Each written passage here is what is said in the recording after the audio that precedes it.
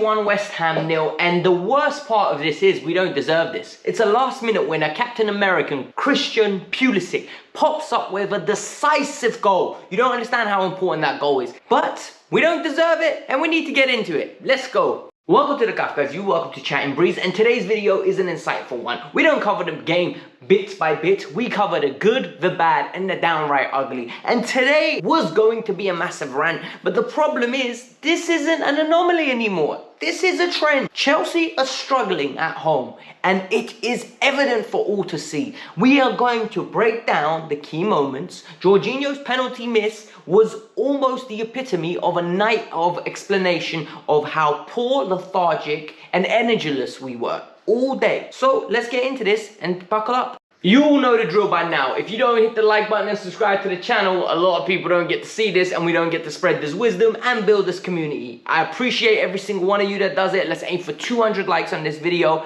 and let's move on with the good. Every part of me wants to start with the bad, right? Because I'm very angry. At this moment in time, I'm furious. But we're gonna go with the good. And the good, we're gonna start with the substitutions from Hans Tuchel. Substitutions were perfect in the sense that Tuchel didn't wait till the last 10 minutes as he usually does. He waited and gave the players 20 minutes, 25 minutes to go on and actually make an impact.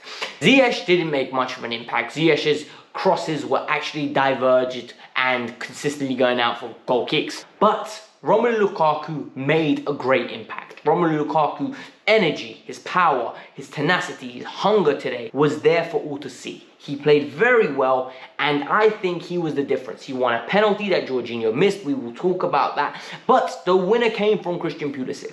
Pulisic done nothing apart from help in the box and finish it like a clinical player. This is why I was so furious with him when he missed those chances against Real Madrid, because I know he can finish. It's not the issue of Pulisic not missing. He just sometimes is very lethargic in the way he approaches the strike. And today, once again, we finally got in behind, crossed the ball across goal, had men in the box, and guess what? A goal occurred. Wow, shock. A big omen is that Christensen is a fairy.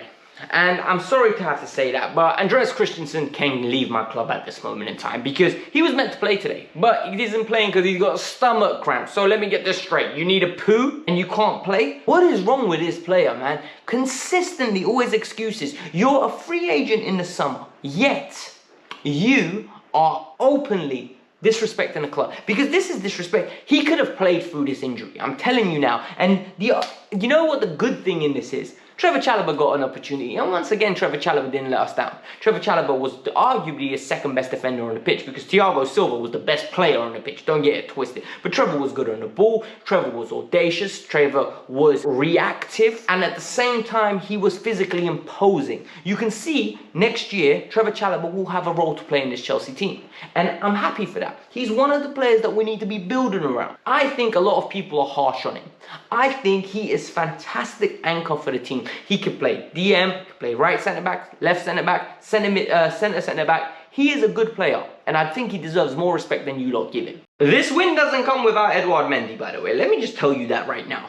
Mendy saved from Yarmolenko in the 69th minute, a massive opportunity, a good double save. People are going, you know what, it was offside. He didn't know that. And I'm telling you now, the way VAR is, you don't even know what's offside anymore. But it was a good save. Aspi fell asleep. Yarmolenko got around side. Good shot, good save, gets back up, strong hand, palms it away, keeps the ball. And next thing you know, Chelsea are still at 0-0. They're not disappointing, and Chelsea are progressing to go and get the winner. But the thing is, in the first half, he came for a lot of crosses. He came for a lot of diverted crosses where there's a deflection that's coming across the 6-yard area, and you need your keeper to get his hands on it or come and collect. He's been absolutely impeccable. He was very good. I'm very proud of him. The bad is Jorginho's penalty. And I'm not going to lie to you, I thought that was going to sum it up. I thought the penalty was going to be the epitome of how poor we were. But luckily for us, Romelu Lukaku won a great penalty. And the goal came, in my opinion, because of that penalty. And the reason it came is because Dawson got a red card. We ran in behind, the ball gets knocked in, and all of a sudden, you have Romelu Lukaku reacting one-on-one, and Dawson drags him back. And the reason Dawson dragged them back is because Dawson got caught wrong side because he got moved around. Because there was a through ball played, and then there was a little transition in play, and all of a sudden, Jorginho steps up, poor penalty. Absolute poor penalty. Like, you can't even define how bad that was. I know Fabianski's meant to be some sort of expert on penalties, but you don't need to be an expert to say that. Honestly, it was pathetic. He gambled and it didn't work. The reason Chelsea don't score enough goals is very simple, and I'm going to say it. We depend on N'Golo Kante to be the creative outlet. NG is a lot of things in life. He ain't a creative outlet. I'm telling you that for free, okay? I love the player, but he cannot create to save his life. The amount of times he's on the ball, on the edge of the area, and it's like NG, slide the ball through. You know, Juan Mata, prime Juan Mata pass, David Silva pass, Bernardo Silva pass, some sort of nice little slide in, all of a sudden you're turning defenders and you're running in, and the keeper has a decision to make. Do I come out? You get a shot off. But yet, with NG, he can't do that. He shouldn't be asked to do that. Mount should be in those positions, but he's not picking the ball up. And all of a sudden, N'Golo Kante is the prime creative hub of the team. That makes no sense. Jorginho next to him is the transitioner. The two, in my opinion, against these low blocks, I've been saying it for years, don't work.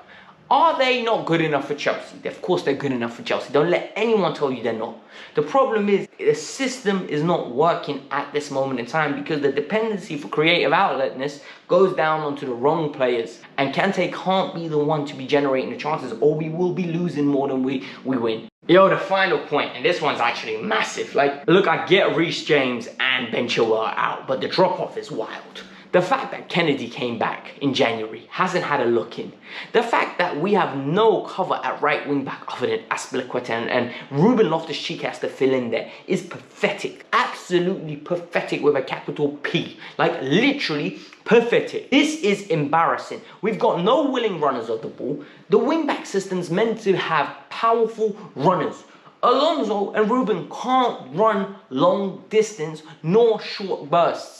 They are not those types of athletes. Ruben was, when he initially came through the ranks, an athlete that could run. Now, since that Achilles injury, he's just not the same player. Alonso could never run. So all of a sudden now, you're asking them to do stuff that they're not comfortable doing. And then you're surprised when they're not overlapping, not beating a man, and crossing the ball well. Yes, the goal came from Alonso, but it was a one time in 90 minutes we actually got in behind and put a quality delivery with numbers in the box. We don't get numbers in the box, and the reason we don't get numbers in the box is because our wide players go wider and they try to offer the outlet. But when it should be the wing backs, this needs to get fixed. Guys, this was the Kavkas View. Chelsea beat West Ham today.